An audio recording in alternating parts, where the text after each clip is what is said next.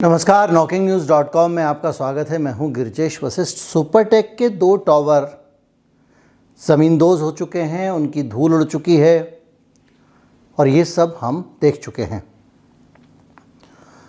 और जब वहाँ खड़े होकर हम रावण का पुतला जलते हुए के अंदाज में उन टावर्स को गिरते हुए देख रहे थे, टावर गिरे, हमने तालियां बजाई और तालियां बजा के हम लोग अपने अपने घर की तरफ रवाना हो गए और निश्चिंत हो गए कि ये चैप्टर क्लोज़ हो गया। कुछ इस बात को लेके कंसर्न उठेगी, ऐसी भी तो बहुत सारी इमारतें हैं, पूरा नोएडा भरा पड़ा है, हर बिल्डिंग में करप्शन है, तो फिर इसको कैसे मान लें ख़त्म हो गया, इससे कुछ बदलेगा नहीं बदलेगा, ये बहस हुई। लेकिन क्या वाकई चैप्टर क्लोज़ हो गया है? क्या वो जो इमारतें हैं गिर चुकी हैं, अब वो मुसीबत नहीं रही? क्या वो इमारतें हम सब के लिए अभी भी चुनौती नहीं बनी हुई हैं? क्या उन इमारतों के गिरने से एक चैप्टर क्लोज़ नहीं हुआ, एक चैप्टर खुला है? क्या है पूरा का पूरा मसला, किस तरह से ये उलझा हुआ मामला है, इसके बाद क्या क्या करने और समझने की ज़रूरत होगी, आज इस पर बात करेंगे। कहीं मत जाइए, चैनल को सब्सक्राइब कर लीजिए, बहुत सारी ऐसी जानकारियाँ मिलेंगी जहाँ आपका दिमाग नहीं गया होगा।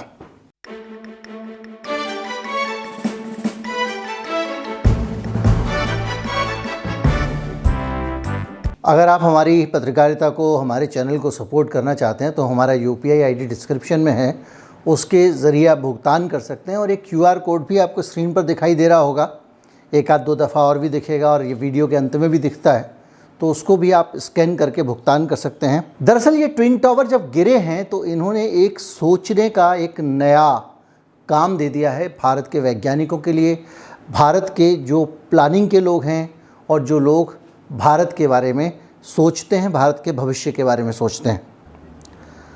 दरअसल ये जब टावर गिरते हैं तो गिरने के बाद में ये बहुत सारे सवाल आपके सामने ला के खड़े करते हैं और वो सवाल, अगर मैं सिर्फ इसी टावर की बात करूं, इसके बाद हम भविष्य की बात करेंगे, जो ज़्यादा बड़ी तस्वीर देखने की कोशिश करेंगे। इस टावर से 35,000 क्यूबिक मीटर मलबा निकलने का अनुमान लगाया गया था। 35,000 क्यूबिक मीटर जब ऊपर से गिरता है मलबा, तो अगर आप कभी देखिएगा, आपके घर में कभी कंस्ट्रक्शन हो रहा हो और वो एक तसला भर के मलबा भी अगर छत से फेंकता है तो कितनी धूल होती है। और ये धूल कुछ तो वहीं जम गई, जो हमने देखी है 2 mm 3 mm बालकनियों में इतनी मोटी मोटी धूल की परत बन गई थी। लेकिन उसके अलावा ये वो धूल है जो बड़े पार्टिकल हैं, जो छोटे पार्टिकल नहीं हैं, जो बड़े पार्टिकल हैं, और जो PM10 और PM2.5 वाले पार्टिकल हैं, जो ख़ास तौर पे PM10 हैं, वो काफ़ी हद तक वातावरण में हैं और वो बरसात वगैरह होने के बाद अगर बैठ जाएं तो बैठ जाएं।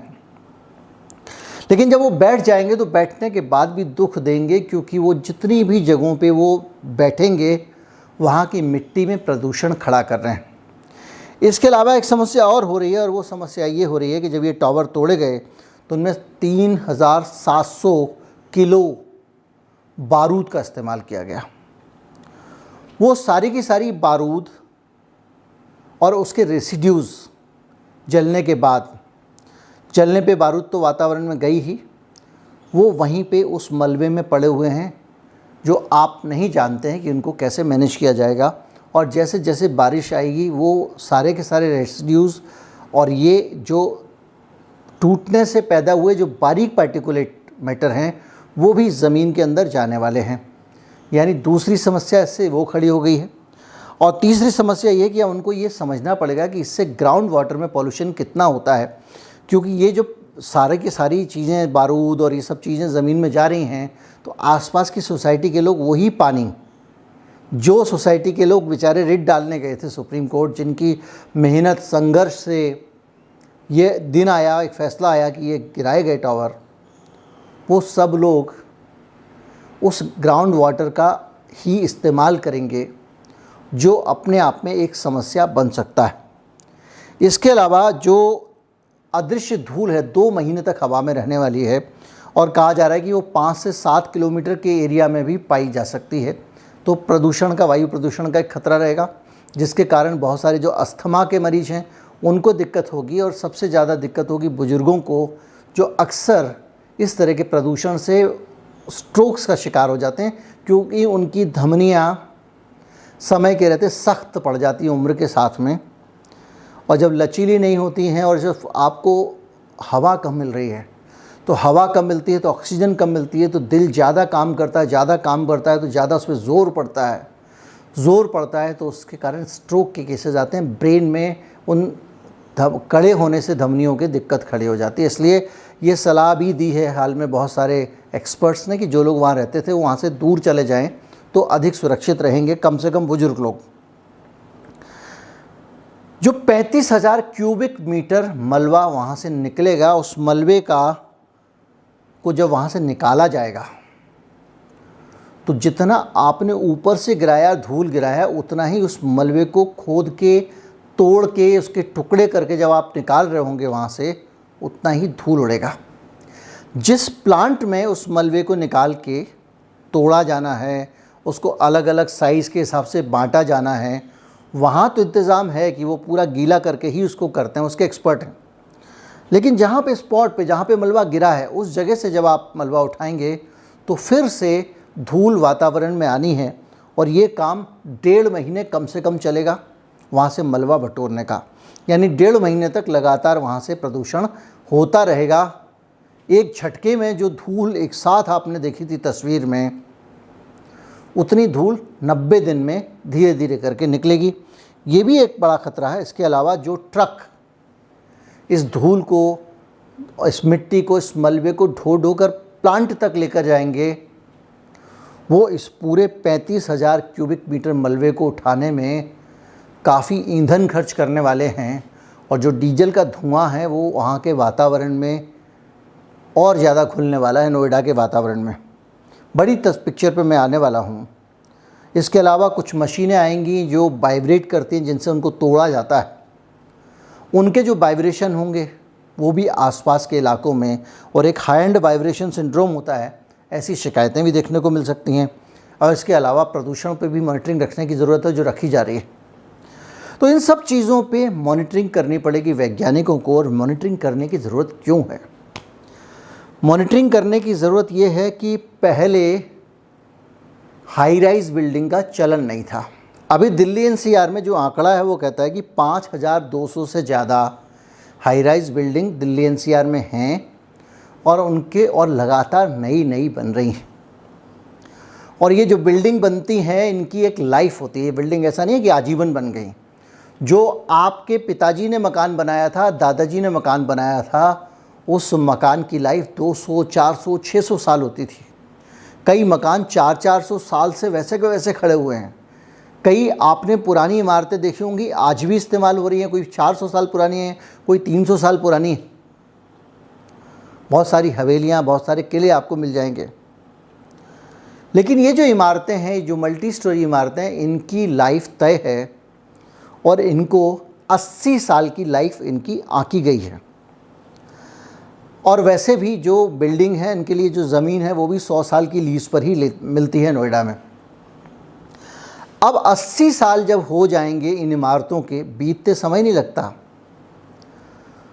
तो हो सकता है कुछ इमारतों को आप 2-4 साल का एक्सटेंशन ले लें, 90 साल चला लें, 100 साल चला लें। उसके बाद ये सिलसिला शुरू होगा इन इमारतों को ज़मींदोज़ करने का। ये मान के चलिए कि आज की तारीख में भी बहुत सारी इमारतें इस स्थिति में पहुंच चुकी हैं कि उनको 10 साल बाद या 15 साल या 20 साल बाद ढहाया जाए। क्योंकि आप जो 80 साल कर रहे हैं वो आज से है, लेकिन ये जो इमारत आज से 30 साल पहले बन चुकी हैं, उनका भी वक्त हो गया है। तो ये जो सिलसिला है ना गिराने का इमारतों को, ये सिलसिला एक इमारत के साथ शुरू नहीं हुआ है और एक इमारत पे ख़त्म नहीं हुआ है। आने वाले समय में बहुत सारी जगहों पे ये डिमोलिशन आपको देखने को मिलेगा। अब बड़ा मसला ये है कि ये जो इमारतें हैं, इनको जब गिराया जाएगा तो इनके गिराने से क्या इसी तरह की समस्या हम झेलते रहेंगे? इसी तरह का प्रदूषण, इसी तरह की बारूद, इसी तरह का सीमेंट, इसी तरह का धुआं, या कोई और तरीका निकाला जाएगा। और जाहिर बात है कि कोई और तरीका निकालने की ज़रूरत है, और इसीलिए अब आपको सोचना पड़ेगा कि अगली बार जब डिमोलिशन होगा, उसके बाद जब डिमोलिशन होगा या ये इमारतें गिराई जाएंगी, तो कौन सी पद्धति, कौन से तरीके अपनाए जाएं जो पर्यावरण के लिए भी सुरक्षित हो, मनुष्यों के साथ साथ। हालांकि पर्यावरण के लिए जो अनसेफ है, मनुष्य के लिए भी अनसेफ है। और इसके साथ एक बहस और खड़ी हो गई है कि भैया ये मल्टी स्टोरी बना क्यों रहे हो, छोटी इमारत ही बनाओ। लेकिन एक तर्क दिया जाता है कि साहब ज़मीन कम है। लेकिन वैज्ञानिक कहते हैं, विशेषज्ञ कहते हैं कि हाई राइज में ज़मीन कम नहीं लगती है। एक हद तक बढ़ने के बाद में जितनी ऊंची ऊंची बिल्डिंग आप बनाते जाएंगे, उतनी ज़्यादा जगह उसको चाहिए होगी। आप ये नहीं कर सकते कि माचिस की तीली की तरह लंबी आप डिब्बी की तरह इमारत खड़ी कर दें। जितनी ऊंची बिल्डिंग होगी, उतना चौड़ी जगह चाहिए होगी उसको। तो फिर वो जो सिंगल डेवलिंग क्या बोली थी, जिसमें 2 मंजिल 3 मंजिल का मकान बनता था, ये एक बड़ा सवाल है। और ये एक बहस है जो चलती रहेगी लगातार। लेकिन एक बार मान के चलिए कि आने वाले समय में आप चैन से नहीं बैठेंगे। अब एक सवाल का उत्तर और दे दूं कि ये जो मलबा है, इसका क्या होगा। तो ये हो सकता है कि कल के दिन ये मलबा, इसका आप खुद ही इस्तेमाल कर रहे हो। दरअसल इस मलबे को कई हिस्सों में तोड़ा जाता है। इसमें जो बारीक हिस्सा होता है, जो रेत टाइप का होता है, उसको मिला के कुछ ब्लॉक्स बना दिए जाते हैं, जिनको आपने देखा होगा फुटपाथ वगैरह पे लगे होते हैं, सीमेंट की टाइल जैसे, जिसको कहते हैं कि ये एक दूसरे में जो फंस जाते हैं, इंटरकनेक्टेड होते हैं, जो इंटरलिंकिंग टाइल्स कहलाती हैं। और इसमें जो बड़े बड़े टुकड़े होते हैं, वो टुकड़े चले जाते हैं सड़क निर्माण के लिए। तो जो सड़क बनती हैं, उनके नीचे जो गिट्टी विट्टी की ठुकाई होती है, वहाँ पे इसका इस्तेमाल हो जाता है। और इसमें से जो स्टील निकलती है, लोहा निकल चुकी है, अब इसको निकालना है तो उस प्रोसेस में भी तोड़ना पड़ेगा। वो रिसाइकिल होने के लिए चला जाता है। तो इस्तेमाल तो इसका, रिसाइकलिंग तो इसकी हो जाएगी, लेकिन इस पूरे प्रोसेस में जो ढुलाई से लेके, तोड़ने से लेके, निकालने से लेके, और ज़मीन के अंदर पानी, विषाक्त पदार्थ जाने से लेके, क्योंकि ज़मीन तो ख़राब हो जाएगी। अगर आप किसी ज़मीन के अंदर सीमेंट मिला देंगे तो वो कितनी उपजाऊ रहेगी, आप खुद कल्पना कर सकते हैं। सिलिका है, एस्बेस्टस है, लकड़ी है, बहुत सारा पॉल्यूशन जो है वो इसके ज़रिए हो जाता है। उम्मीद करता हूँ आप समझ गए होंगे कि ट्विन टावर गिरने का कांड अभी ख़त्म नहीं हुआ है, अभी शुरू हुआ है। और आने वाले समय के लिए ये समस्या बड़ी होने वाली है, क्योंकि असंख्य इमारतें लाइन में खड़ी हुई हैं जिनको गिरना है। कोई 5 साल बाद गिरेगी, कोई 10 साल बाद, कोई 20 साल बाद, कोई 30 साल बाद, और कोई 80 साल बाद, कोई 100 साल बाद। आज पहली बार गिरी है तो आप तमाशा देख रहे हैं, जा रहे हैं, वीडियो बना रहे हैं, सीधा प्रसारण हो रहा है।